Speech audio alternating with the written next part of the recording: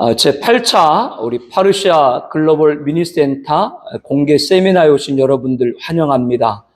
분주하시고 또 사역에 하셔야 될 일이 많으신데도 귀한 시간 이렇게 달려나오셨는데 하늘의 큰 은혜와 또 이 시대의 목양에 꼭 필요한 말씀과 경각과 대비가 함께 하실 줄로 믿습니다. 우리들은 각각 종말론에 관해서 정립을 다 하고 계신 줄로 압니다. 그러나 그러함에도 우리들이 신대원에서 공부를 조직신학 간의 내세론 혹은 또 요한계시록이라고 하는 또 개론을 또 공부를 하고 또 섬기는 교회 강단에서 종말론 또 계시록을 강의하신 분들도 계실 줄로 압니다. 그러한 목사님들 각각의 사실은 신학자시고 주석가들이신 것이죠, 사실은. 그렇기 때문에 어떤 것이 옳다라는 일방적인 주장, 그것을 펼치는 것은 합당하지 않다라고 봅니다. 내가 갖고 있는 것, 그것이 중요한 것이 아니라 성경이 말씀하는 바가 중요한 줄로 믿습니다. 종말론 그러면 가장 먼저 천년설, 후천년, 또 무천년, 역사적 전천년, 또 세대주의 이렇게 생각을 나누게 되는데요. 어떤 천년설이 성경적이냐? 다 성경적이고 또 다 성경적 아닌 것들이 있습니다.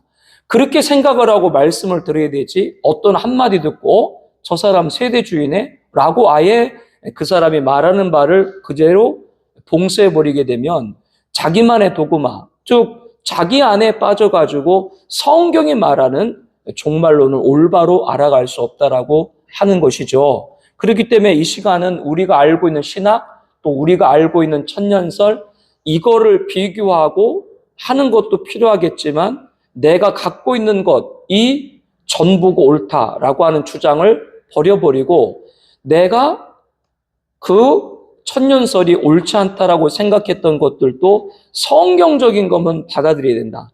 그렇기 때문에 개혁주의 아니겠습니까? 그래서 그렇게 여러분들이 자세를 갖고 이 시간에 임해야 좋은 의대의 자리가 될 줄로 압니다.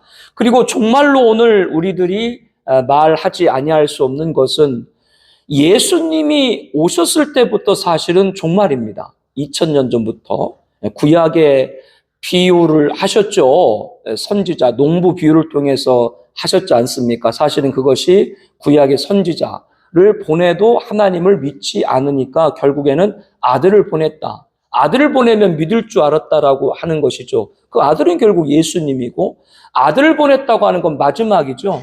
근데도 받아들이지 않으니까 그들을 다 심판한 그 비유지만 그것이 바로 예수님에 관한 우리에게 보내주신 마지막이라고 하는 것을 알려주고 있습니다. 2000년 전부터 마지막인데 중요한 건 우리가 살고 있는 시대는 마지막 중에 마지막, 말세 지말이라고 하는 것이죠. 오늘 아마 오신 분들 중에는 작년 10월 7일부터 시작된 이스라엘 하마스 전쟁, 이것이 점점 확전될 기미가 보이고 어떤 분들은 이것이 세계대전으로 나아가는 것이 아니냐. 이러한 염려, 또 이러한 우려, 이러할 때 성경적인 답은 무엇인가? 여기에 관해서 궁금, 또 의문, 또 답을 얻고자 오신 분들도 있을 줄로 압니다. 그런데 방금 말한 중동전쟁 나오고 세계대전 나오면 저거 세대주의구만, 들을 필요 없어. 또 이렇게 딱 닫아버리는 분들도 계시고요. 그 성경이 무엇을 말하는가를 이 시간 우리들이 한번 진지하게 살펴보기를 원합니다. 구약 성경은 예수님의 오실, 예수님에 관한 대망이라고 하는 말씀이고 신약 성경은 예수님의 오심이고 다시 오실 예수님에 관한 말씀인 것이죠. 이렇게 우리들은 잘 알고 있습니다. 그래서 구약에 보게 되면 예수님이 오실 것을 예언을 하셨는데 미가서에 보게 되면 5장 2절에 베들레헴, 예수님이 탄생할 것도 이미 예언이 되어 있죠. 그리고 이사야 보게 되면은 연한 순, 이새의 줄기 연한 순, 줄기, 그것은 바로 나체르, 나사렛, 예수님이 성장할 것 또한 성경에 예언되어 있고 그리고 예수님께 사역하실 납달리, 갈릴리 지역이죠.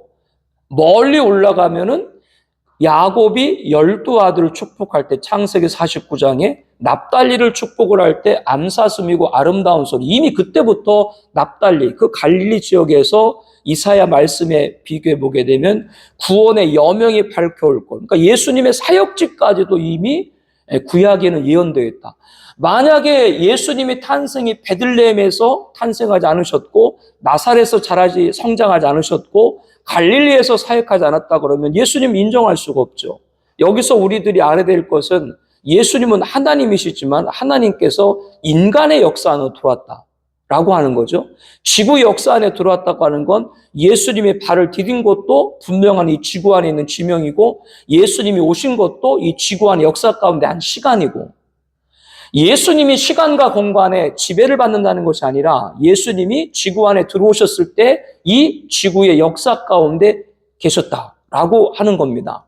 그러면 예수님의 초림에 관해서 탄생지와 선장지와 사역지까지 예언되어 있는데, 예수님의 재림, 그러니까 많은 목사님들이 구약을 오실 예수님에 관한 대망이다 이렇게는 많이 알고 있고 설교하는데, 구약에 이미 다시 오실 예수님에 관해서 예언되어 있다라고 하는 건 많이 찾고 있지 않다라고 하는 것이죠. 안 믿는다고 하는 것이 아니라 많이 그것을 찾고 있지 않다라고 하는 겁니다. 그러면 여기서 이제 우리들이 한번 제가 질문을 던져보면, 방금 말한 대로 예수님의 초림의 장소가 베들레헴 구체적으로 명시가 되어 있습니다. 스가랴에 보게 되면은 예수님의 재림에 관해서 감람산 동편에 그 발이 설 거다. 여기서 이제 스가랴의 말씀에 예수님의 재림의 장소가 감람산이라 기록되어 있는데, 대부분 특별히 무천년주에 있는 분들은 감람산을 다 상징으로 보죠. 여기서 우리는 한번 고민을 해봐야 됩니다. 왜 초림의 장소에 관해서는 다 인정하고 믿고 있는데 재림으로 넘어가 보면 다 상징으로 돌리는 것인가? 감람산을 예수님 재림의 장소로 보시는 분들은 많지 않죠. 그러면 왜 예수님이 감람산에 오시는가? 감람산에 오신다고 하면 그 이유가 무엇인가? 여기에 관해서 답을 할 필요가 있게 됩니다. 그것은 다른 것이 아니고 2000년 전에 예수님께서 이스라엘에 오신 것은 이스라엘이 하나님이 택한 선민이기 때문에 그 땅에 오신 것이죠. 자기 백성을 구원하기 위해서 그 땅에 오신 것이죠. 그러나 유대인들은 예수님을 배격을 하고 예수를 십자가 못 박아 죽게 했습니다. 그래서 그때부터 지금까지 바로 이방인, 저와 여러분들이 구원받는 교회 시대가 진행이 된다라고 하는 것이죠. 그러면 지금 우리의 교회 시대가 지속될 것인가, 교회 시대가 영원할 것인가, 교회 시대가 끝이 있는가라고 하는 겁니다. 여기에도 우리들이 한번 영적인 또 성경적인 고민할 필요가 있습니다. 무천년 입장에서는 사실상 천국, 우리가 알고 있는 천국도 천국이 아니죠. 무천년 입장에서는 사실상 천국도 그냥 종말론적인 교회 공동체, 즉 이 세상이 리뉴얼, 갱신된다. 이게 무천년주의, 무천년이라 다 그런 것은 아닌데 대표적인 신학자들이 말하는 것이 그 얘기입니다. 그러니까 이 지구가 천국 된다 그 얘기예요. 그러나 역사 전천년에서는 예수님 재림 후 이 세상이 불로 심판된다. 엔드와 갱신, 불심판, 끝과 아니면 갱신된다. 이것이 이제 서로 상충이 되는 것인데, 바꿔 말하면 무천년주의 입장에서는 이 교회 시대가 지속되어진다. 결국에는 이 지구가 다 예수님 재림과 함께 복음화가 이루어진다. 사실 후천년설의 변형이 무천년에 가깝습니다. 그렇기 때문에 사실상 심판, 불심판 이것도 인정하지를 않죠. 그러므로 성경에 나와 있는 예수님의 재림에 관한 부분들을 대부분 상징으로 해석을 한다고 하는 겁니다. 말씀을 조금 앞으로 돌아가서 2000년 전에 예수님이 오셨을 때 선민인 이스라엘이 예수님을 배격을 했는데, 그럼 이스라엘의 구원이 끝났는가라고 하는 것이죠. 그럴 수 없죠. 하나님이 택했는데 택한 이스라엘이 예수님을 배격했다고 이스라엘 구원이 끝났다라고 한다면 그거는 하나님이 아니죠. 하나님의 은사와 부르심에는 후회하심이 없느니라. 이스라엘을 버렸느냐? 그럴 수 없느니라.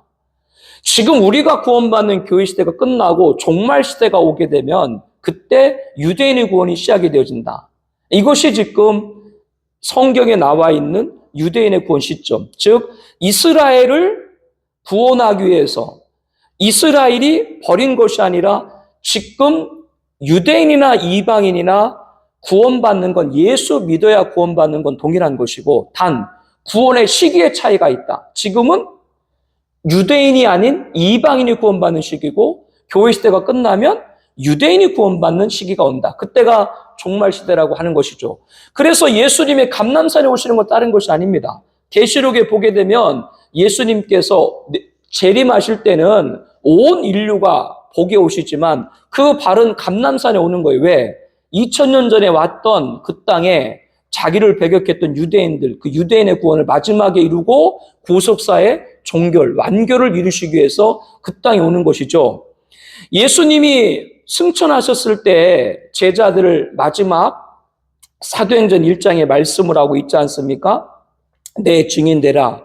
그때 하늘로 올라가신 예수님을 바라보는 제자들에게 천사들이 올라간 그대로 오실 것이다. 재림할 거다 말씀을 했는데 그 장소가 바로 감람산이었다. 이렇게 성경은 또한 분명히 말씀을 하고 있습니다. 여기서 설명의 여러 부분들 여러분들이 그 부분 생각하지 말고 왜 구약에 나와 있는 초림의 장소 베들레헴은 실제로 인정하는데 재림의 장소 감람산은 실제로 인정하지 않는가?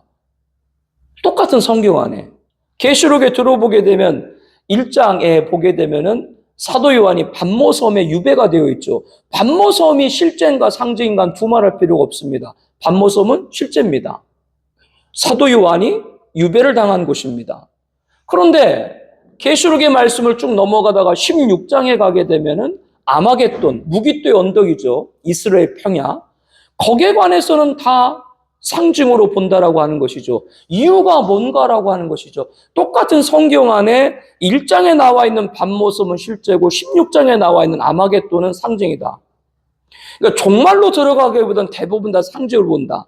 이것은 개혁주의, 특별히 화란 계통의 개혁주의 신학 안에서 볼 때 교회 시대 이 신학 안에서 볼 때 이런 거예요. 어떤 거냐면 구약에 나와 있는 가나안은 천국이고 구약에 나와 있는 이스라엘은 교회고 구약에 나와 있는 유대인은 이방인이다. 대체주의죠. 이것은 로마 캐톨릭에서 나온 것인데 개신교 안에 있는 상당수의 많은 목사님들과 신학자들이 사실상 대체주의에 많은 분들이 들어가 있습니다. 구약에 가나안은 천국이고 구약의 이스라엘은 교회고 구약의 유대인은 이방인이다. 신약 성경을 해석할 때는 그렇게 해석하면 맞아요. 그러니까 구약을 해석할 때는 신약으로 해석해야 되기 때문에 그렇게 해석해야 되는 거 맞는데 그러나 여기서 구약을 신약으로 해석하는 건 맞지만 그 해석된 걸 구약을 보면 안 된다. 그게 무슨 말이냐면요. 구약을 가지고 신약으로 해석하는 거 맞는데 그 해석을 가지고 구약을 보게 되면 이스라엘이 없어지고 그냥 다 교회가 돼버리고 유대인이 다 없어져 버리고 다 이방인만 되는 것이죠. 이스라엘과 유대인들은 흔적도 없이 사라지는 것이죠. 역사도 사실입니다. 무천년주의가 방금 말한 이스라엘을 교회로 또 유대인을 이방인으로 그렇게 대체한 거에는 사실 AD 70년, AD 130년 1차, 2차 유대 로마 독립전쟁 때 이스라엘은 완전 없어졌잖아요. 아예 지구상에서 이스라엘 지도가 없어지고 팔레스타 시리아로 바뀌고 유대인들은 전 세계에 흩어져 가지고 디아스포라가 되어졌고 그래서 아예 이스라엘이 없었기 때문에 무천년주의 말하는 그게 맞아요. 이거는 무천년주뿐 아니라 역사 전천안에도 그렇게 견해를 갖는 분이겠습니다. 이스라엘 이제 끝났다, 없어졌다, 교회로 대체됐다. 그러나 1948년 이스라엘이 등장했다라고 하는 겁니다. 1948년 이스라엘이 등장했는데 그 등장이 시오니즘.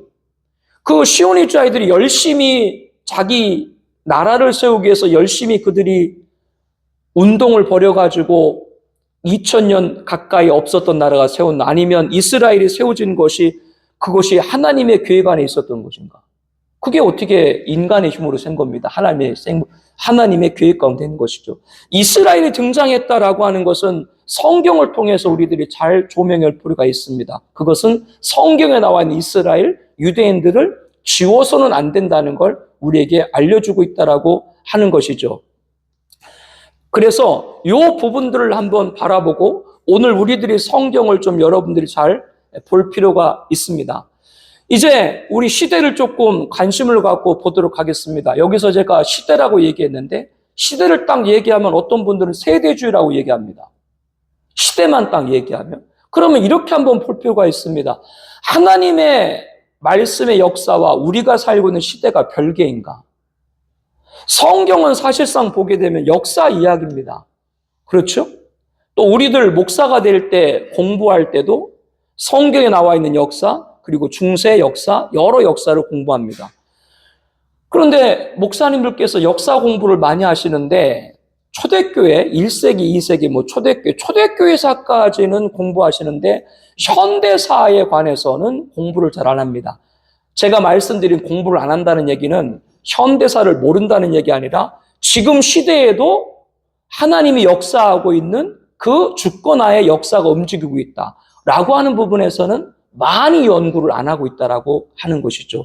이 부분에 한번 숙제를 가질 필요가 있다라고 하는 겁니다. 교재를 조금 우리 볼까요? 3쪽에 보게 되면 먼저 지금 국제정세, 중동전쟁과 세계대전에 관해서 우리들이 함께 좀 살펴보려고 합니다. 여기에 나와 있는 이러한 것이 성경의 말씀과 어떤 연결점을 가져야 되는가라고 하는 것이죠.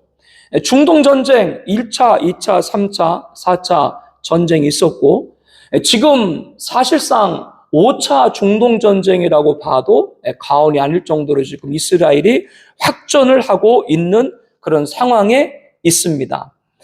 여기에 이 전쟁들을 우리가 한번 가만히 좀 살펴보게 되면요.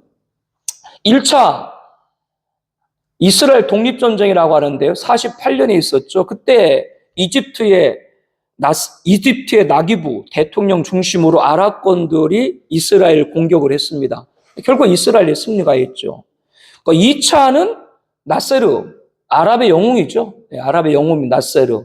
2차 그리고 3차 전쟁, 우리가 흔히 아는 6.1 전쟁이라고 그러죠. 그때 이스라엘이 예루살렘, 동예루살렘도 그때 이스라엘이 차지를 하게 되고 골란 고원도 차지하게 되고 또 시리아도 차지를 하게 됩니다. 시나이 반도도 차지하게 됩니다. 근데 4차 1973년에 있었던 4차 중동전쟁이 있었는데 이때 사다트가 벌인 전쟁이죠. 이 4차 때는요. 그때 사실상 용키프 이 대속죄일이죠. 유대인들은 아무것도 하지 않는 날인데 사실상 그때 진 겁니다. 이스라엘이 사실상 진 건데 마지막에 가까스로 마지막에 역전을 해서 나라를 지킨 것이지 사실은 그때 거의 진 겁니다. 그래서 1973년 4차 중동전쟁이 10월 6일인가였는데 바로 50년 만이죠. 작년에 2023년 10월 7일 이 하마스가 전쟁한 바로 이날을 기점으로 한 겁니다. 이렇게 전쟁들이 쭉 있었는데 여러분들 여기 전쟁에 일으켰던 이 자들이 있죠. 나기부, 권자에서 물러났죠. 나세르, 심장마비로 죽었죠. 사다트, 총 맞아 암살당했죠. 이스라엘 땅만 건드리면 다 죽습니다. 성경에도 나오죠. 느부갓네살 7년 광인이 됐죠. 다니엘서 7장 그리고 11장 8장에 연결되어 있는 안티오코스 에피파네스 성전을 더럽히고 거기에 제우스 신상을 세웠던 그 에피파네스 전쟁의 패에서 돌아오는 길에 큰 부상을 입고 온몸에 벌레가 먹어서 그 죽임을 당하죠. 그리고 예수님께서 말씀하신 대로 앞으로 돌 위에 돌 하나도 남지 않을 것이다 라고 예언했던 그자 바로 티투스죠. 로마 당시에는 황제의 아들이었고 돌아가서 그가 황제가 되죠. 79년에 즉위를 했는데 이 티투스가 로마 황제로 즉위할 때 많은 분들이 로마 화제가 네로 황제 때만 있었다라고 얘기를 하는데 이 엄청난 화제가 있었습니다. 폼페이 잘 들어보셨죠? 그때 바로 티투스가 왕 때 아주 큰 사건들이 있었고 결국에는 이 티투스가 독살당했다라는 그러한 일들이 많이 있습니다. 예루살렘을 짓밟거나 성전에 손댄 사람들은 그 최후가 비참해져. 이거는 이스라엘 총리도 마찬가지입니다. 이스라엘 총리도 마찬가지예요. 아까 사다트가 4차 중동 전쟁이 있었다, 이렇게 여러분에게 말씀을 드렸지 않습니까? 그래서 3차 중동 전쟁 때 빼앗겼던 시나이 반도를 그때 이 사다트가 당시에 백인 총리하고 평화협정을 맺고 그 시나이 반도를 내줬어요. 그리고 노벨 평화상을 탔죠. 그리고 돌아가서 백인 수상 부인이 죽었습니다. 그뿐 아니죠. 라빈, 아마 들어보신 분들 계신 건데, 라빈 총리가 이러다가 안 되겠다, 계속 팔레스타인 이스라엘 싸움이 되니까 영토 보장하자, 영토를 주고 평화를 얻자. 그래서 라빈이 아라파트하고 손을 잡고 평화적을 체결했습니다. 돌아가자마자 라빈 총 맞아 암살당했죠. 이스라엘 총리. 그뿐 아니죠. 이 아리엘 샤론, 2000년 야당 당수 때 그 성전산에 올라가가지고 지금 있는 저 바이돔, 황금사원 저거 다 무너버리고 여기다가 성전 건축하겠다, 그렇게 강경파였거든요. 강경파가 돼가지고 그때 총리가 됐어요. 그때 현직 총리가 누구냐면 네타냐후입니다. 네타냐후 96년대부터 총리를 했는데, 그래서 네타냐후를 이기고 총리가 됐는데, 이 사람이 총리가 딱 되더니 지금 전쟁 벌이는 가자지구. 가자지구도 원래 유대인 정착촌이 있었습니다. 가자지구에 있는 유대인 정착촌 다 뺐어요. 그리고 가자지구를 다 팔레스타인한테 줄 테니까 우리 서로 평화하자. 그러자마자 샤론 머리 터져가지고 뇌출혈로 신면전도에 있다가 죽었습니다. 그리고 그 가자지구에 파타, 하마스, 팔레스타인이죠. 양쪽에 서한지구하고 과한지구하고 나눠서 있지 않습니까? 완전히 이제 하마스는 파타를 다 몰아내버리고 가자지구를 하마스 자기들의 나라로 만드는 것이죠. 지금 제가 말씀을 드리는 것은 뭐냐면, 성경적으로 역사적으로 예루살렘만 손대고 이스라엘만 손대면 그 사람은 최후가 비참하다라고 하는 것이죠. 그 이유가 뭔가? 다른 게 아닙니다. 앞서 말씀드린 대로 하나님이 이스라엘을 버리셨느냐? 그럴 수 없느니라. 지금 교회 시대에 이방인이 구원받는 것이고 종말 시대에 유대인의 구원이 시작되는데, 그 유대인이 구원받을 때까지 이스라엘, 예루살렘은 보존돼야 됩니다. 그 땅을 손대는 사람은 완전히 역사적으로 성경적으로 비참합니다. 이게 말하는 거예요. 이거는 왜 여러분이 말씀드리냐? 유대인의 구원이 없어졌다? 아니라고 하는 것이죠. 유대인의 구원을 왜 주장하느냐? 저는 아무 관계도 없어요, 그 사람의 구원받는 거와. 제가 말씀드린 건 유대인의 구원을 인정하지 않으면 종말 시대도 없고, 사실상 예수님의 재림도 교리적이지 역사적으로 인정하지 않게 된다라고 하는 것이죠. 이 부분들을 말씀드리겠을끔 역사와 성경을 여러분에게 같이 말씀을 드리는 겁니다. 자, 그렇다면 방금 말씀드린 그 예루살렘을 침략했거나 또 그 땅에 평화로 땅을 내줬거나 이런 사람이 비참했는데, 알렉산더도 마찬가지죠. 그 예루살렘 성전에 앉아가지고 자기가 정복을 하면 그러다가 30몇 살에 그 급사를 했지 않습니까? 역사적으로 볼 때요. 자, 그렇다면 이렇게 예루살렘을 손댄 자들이 이렇게 비참한 최후를 맞았다면, 그러면 예루살렘이라는 실체, 유대인이라는 실체, 그리고 여기서 이제 제3성전과 연결이 되는 것이죠. 이 부분들을 한번 연결을 볼 필요가 있습니다. 예수님께서 종말에 관해서 예언하면서 마태복음 24장에 그렇게 말씀을 했거든요. 거룩한 곳에 멸망에 가정한 곳이 선 것을 보거든. 다니엘서 말씀을 인정한 것이죠. 거룩한 곳이라고 하는 건 어딜까요? 그거를 신학적으로 해석하면 그냥 뭐 교회다 이렇게 해석을 할 수 있겠죠. 그러나 그 거룩한 곳이라고 해석을 했을 때 예루살렘입니다. 거기에 유대인들에게 뭐라고 말씀을 하셨냐면, 애워쌀 것이다. 이방인이 애워쌀 것이다, 예루살렘을. 그 이방인은 종말에 등장할 적그리스도를 말하는 겁니다. 애워쌀 때 너희들은 산으로 도망가라. 산으로 도망가란 말이 무슨 말이에요? 예수님이 어디로 재림을 하세요? 감난산으로. 거기 말씀해 보게 되면 그날에 안식일이 되지 않길 기도해라. 안식일이면 유대인들은 뛰어요, 안 뛰어요? 문자 그대로예요. 안 뛰거든. 그러니까 그날 그 급박하게 피해야 되는 상황에 그 말씀을 문자적으로 보게 되면 그대로인 것이죠. 근데 그걸 자꾸 영적으로 보니까 문제가 된다. 그래서 계시록에 보게 되면 11장 2절에 나와 있는데 거룩한 성은 예루살렘입니다. 42달, 3년 반이라는 숫자 42달 나오죠. 이방인에게 집합할 것이다 라고 나옵니다. 그 이방인은 바로 적그리스도거든요. 그래서 계시록 19장에 보게 되면은 적그리스도가 예수님 재림할 때 어떠한 심판을 받느냐? 예수님이 재림할 때 적그리스도는 죽지도 않아요. 죽지도 않고 산채로 유황불에 던져버립니다. 제가 지금 이 드린 말씀은 앞에 쭉 연결해 보세요. 지난 역사 가운데 예루살렘을 손댔거나 이스라엘을 침략했거나 땅을 내어준 그러한 인물들이 온전히 보존된 적이 있나? 없습니다. 비참한 채요. 그러니까 성경에 연결해 보니까 마지막 때 이스라엘이 그 적그리스도의 잔악한 통치를 받고 예루살렘 성전을 짓밟는다라고 했을 때 데살로니가후서 2장에 보게 되면 그 성전에 앉아 자기가 하나님이다라고 자칭 이렇게 떠버리고 될 때 그 성을 더럽히는 것이죠. 그때 그 자가 마지막에 어떻게 돼요? 산채로 유황불에 던져진다. 지옥에 던져진다. 다니엘서 7장에 봐도 그 계시가 그대로 연결되고 있습니다. 그렇다면 지금 말씀드린 내용들은 결국 예루살렘을 진짜 예루살렘, 이스라엘을 진짜 이스라엘, 유대인들을 진짜 유대인으로 인정해야 된다. 이게 종말 시대에 있을 일이고 유대인이 당할 종말 시대에 있을 일이고 그때 교회는 어떤 일이 있는가?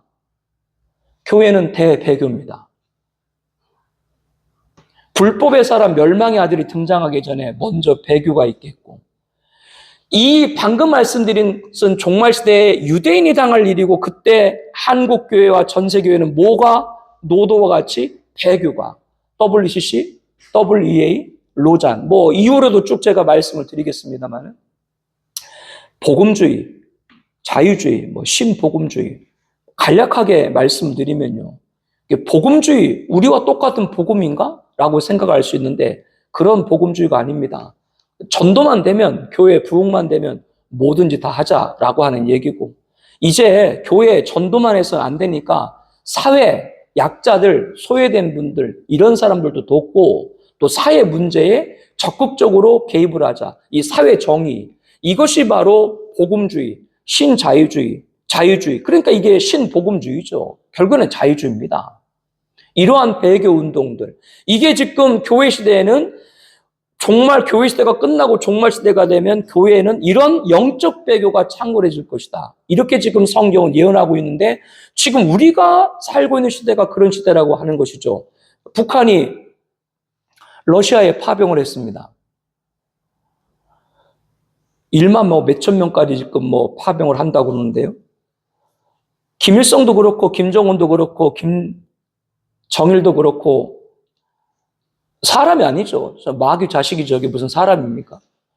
마귀가 얼마나 교활합니까? 그러면은 김정은이 북한에 자기 병력을 파병할 때는 그 병력을 그냥 아무 대가 없이 파병을 하겠어요? 지난번도 그랬고 아마 대륙간 탄도 미사일 ICBM이죠. 그 기술이 러시아에서 북한으로 이전될 것으로 보여집니다.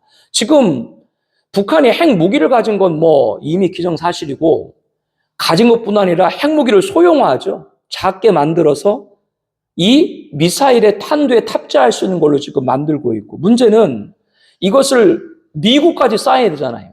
그게 지금 북한의 목적이잖아요. 미국까지 이것을 보내야 되는데 지금 어느 정도 이 대륙간 탄도 미사일을 만들었는데 이것이 대기권 밖에까지 갔다가 대기권 밖에서 대기권 안으로 들어올 때 엄청나게 그 열 7,000도인가 이렇게 열이 된다고 하잖아요. 700도인가. 그거를 견딜 수 있는 기술은 아직까지 없잖아요. 러시아는 있거든요. 그러면은 러시아가 그 기술 이전할 것, 불보듯 뻔한 일이고요. 왜 그럼 이게 중요한가? 북한과 이란과 러시아의 커넥션입니다. 오랫동안 있었죠. 미사일 핵 커넥션. 지금 이란은 가장 이스라엘과 적대국이 되어 있는데 이란이 수모를 당하고 있잖아요. 자기 대통령 취임식에 축하하기 위해서 하마스에서 한예가 왔는데 그 한예가 묵는 그 숙소 다른 것도 아니고 혁명수비대 안간데 여러분들 그 TV에 보신 분들 이렇게 보면은 그게 무슨 뭐 미사일을 쐈다라고 하는데 그게 미사일을 맞은 흔적으로 보여요? 아니면은 그 안에서 무슨 폭발물이 터진 걸로 보여요? 미사일이 쐈으면 그 안가가 다 전체가 무너졌겠지. 그 안에 뭔가 폭파돼가지고 암살당한. 그러니까 이란 안에 첩자가 있는 거죠. 혁명 수비군들. 그러니까 망신을 당한 거죠. 그렇게 망신을 당하고 이스라엘 없애겠다라고 얘기를 하면서도 이스라엘이 직접 이란이 직접 개입을 해요? 안 해요? 안 하잖아요. 그러니까 지원하는 레바논의 헤즈볼라나 또 시리아의 알사드나 예멘의 후티 반군이나 여기에 간접적으로 지원하지. 지금 이란의 대통령이 페제시키안인데 이 사람이 지혜로운 거예요. 왜냐하면 지난 5월에 그 이란 대통령 라시가 죽었거든요. 헬기 타고 가다가 추락해서 죽었어요. 그냥 뭐 사고로 죽었나? 앞에 쭉 말씀드렸죠. 예루살렘을 손댄 사람들 어떻게 됐다? 완전히 비참하게 말로가 됐습니다. 4월 달에 이스라엘하고 이란하고 서로 공격한 적 있죠. 처음입니다. 이란의 미사일이 이스라엘 본토를 공격한 게. 그러니까 그 라하시 죽은 거예요. 지금까지 역사적으로 봤을 때 예루살렘 손댄 사람. 그러니까 페제시키안이 가만히 있는 거예요, 지금. 그렇게 망신을 당하고도. 그런데 또 하나 원인 가운데 뭐냐면 이란이 뭐가 없어요? 핵무기가 없습니다. 아직 완성단이 아닙니다.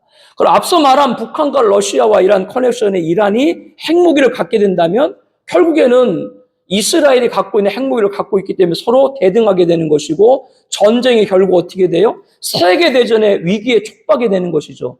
그게 계시록 9장에 보게 되면 유브라데 전쟁에 나오고 있습니다. 근데 많은 분들 상징으로 보죠. 중요한 건 그 세계대전이 고조될 때 그때 이거를 평화적으로 체결할 자가 누구예요? 적그리스도입니다. 그래서 WCC도 그렇고 WEA도 그렇고 로잔도 그렇고 종교대회에서 평화를 추구하고 정치인들도 평화를 얘기하고 있고 모든 전 세계가 지금 이런 위기 가운데 어젠다가 뭐예요? 평화다. 그 평화를 체결할 자가 누구예요? 바로 적그리스도인 겁니다. 지금 모든 상황들이 그자의 등장들이 준비되어져 가고 있다라고 하는 겁니다. 만약에 적그리스도를 인정하지 않는다. 참 우리들이 한번 생각을 해봐야 됩니다. 지난 인류 역사 가운데 큰 해악을 끼친 자들 있잖아요. 2차 세계대전 전범 히틀러라든가 또 일왕 1호 히틀러라든가 또 김일성이라든가 레닌이라든가 이런 자들 있지 않습니까? 그런 자들을 가리켜서 우리들이 적그리스도의 모형이다라고 얘기하죠. 근데 적그리스도의 원형에 관해서는 다 상징이다라고 얘기를 해요. 광나루에 있는 장신대학교 그 신대원 기출문제입니다. 그 기출문제에 데살로니가 후서 2장 3절 말씀이 기출문제예요. 거기 불법의 사람 멸망의 아들 이 사람에 관한 설명으로 잘못된 것을 고르시오. 이게 지금 신학대학원 문제예요. 그 1번, 2번, 3번, 4번 문항에 쭉 있을 거 아니에요? 그 정답이 뭐냐면 그자는 적그리스도다. 이게 틀렸다라고 하는 거예요. 아예 신학교에서 그렇게 가르쳐요. 신대원에서 그렇게 가르쳐요. 적그리스도는 존재하지 않는다. 그 영적인 것이다. 그러니까 적그리스도 하나를 안 가리키고 끝나는 것이 아니라 그자를 지워버리게 되면 그자가 등장할 때 벌어지게 되는 세계의 여러 재림의 종말의 징조. 그자가 등장했을 때 교회는 뭐요? 영적으로 배교해서 평화로 나아가고 전 세계는 전쟁의 윗 가운데 평화로 나아가고 그 평화를 어젠다로 누구예요? 적그리스도. 그자가 등장해도 그자의 아무런 대비를 하지 못하게 하는 이것이 지금 한국 신학대학원에서 그렇게 배우고 있는 거예요. 여기 순복음 쪽에 오순절 그 계통에 오신 분도 계십니다만은 그쪽에는 세대주의입니다. 많은 분들이 세대주의가 잘못됐다고 얘기합니다. 그러면 세대주의가 뭐가 잘못됐는데라고 얘기하면 답을 못해요. 무조건 잘못됐다. 세대주의가 성경 부분에서 여러 가지 비교를 해볼 때 7시대로 나누는데 7시대로 나누는 건 잘못된 게 아니죠. 단 그 시대마다 구원의 방법이 다르다. 그게 잘못된 것이죠. 그것은 예수님 믿는 믿음 안에서 구원받는 것이 시대마다 구원의 방법이 다르다라고 하는 그런 문제가 있고 또 하나는 세대주의에서는 7년 환란전 휴거를 주장하죠. 예수님 재림 전에 7년 환란이 있는데 그 전에 교회는 휴거된다. 그러니까 7년 환란 동안에 벌어질 일들은 그것은 요한계시록에 있는 건 유대인들한테 준 것이다. 이렇게 얘기를 합니다. 근데 그렇지 않죠. 마태복음이 신약이고 계시록도 신약인데 신약은 이방인한테 준 것이지 유대인한테 준 것일 수 없습니다. 유대인들이 지금 뭐 신약성을 보나요? 구약도 모세오경 주로 보게 되는데 그렇지 않습니다. 그것은 물론 서로 차이가 있는 것이죠. 그래서 7년 환란 전에 휴거되기 때문에 비밀 휴거예요. 어느 날 갑자기 휴거된다라고 얘기를 하는 것이죠. 그것이 결국 뭐예요? 시한부 종말론의 원상이 되는 거예요. 다미성교 같이. 그러나 7년 환란을 인정은 하지만 7년 환란 끝에 예수님 재림한다. 왜? 예수님 재림 전 7년 환란은 뭐예요? 그것은 주의 재림을 준비하는 기간이다라고 하는 것이 이전 차이가 있는 거예요. 세대주의가 그런 부분에서 약간의 성경의 부분에서 생각해 있는 것이지 세대주의가 7년 환란을 인정하고 세대주의가 청정한 인정하고 세대주의가 예수님 재림을 역사를 인정한다고 해서 다 잘못됐다 그렇게 말하면 안 되는 것이죠.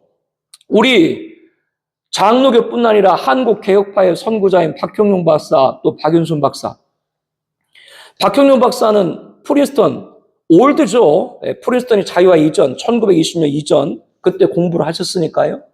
메이첸에게 내가 가리킨 동양 학생 중에 가장 우수한 학생이다. 그렇게 메이첸이 박형룡 박사를 칭찬을 했습니다.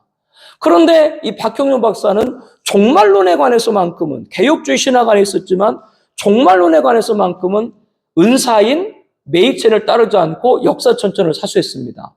그리고 박형룡 박사가 귀국하셨고 동료이자 또 함께 추천을 해줬던 박윤선 박사를 그때 이제 프린스턴이 자유가 돼가지고 필라델피아 웨스트민스터를 별도로 세웠죠. 거기에 이제 추천서를 써서 보냈죠. 박형룡 박사님이 박윤선 박사님을.